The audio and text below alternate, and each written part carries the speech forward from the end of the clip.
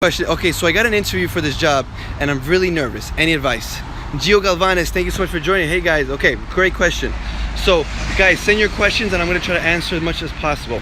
So Angie, if you could be a little bit more specific, what kind of specific advice do you really want?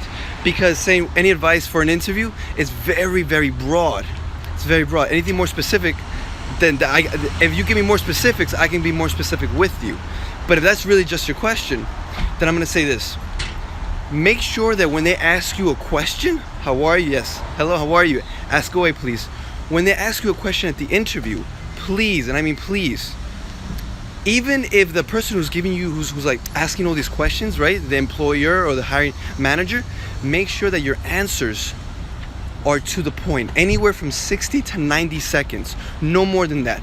It may seem like they want to hear more, and they might give off that great vibe and stuff like that. Hello, one Ross for you. How are you? Thank you for joining. So I'm answering questions. Please send in your questions, guys. Send in your questions so I can help you guys out as much as I can.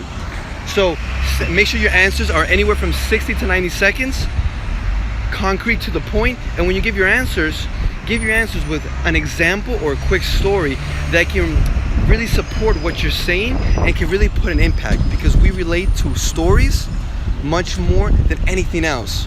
We humans, we love stories. So if you can do that, definitely do that. And also, I don't know if you've been watching my latest videos, do the 180 approach.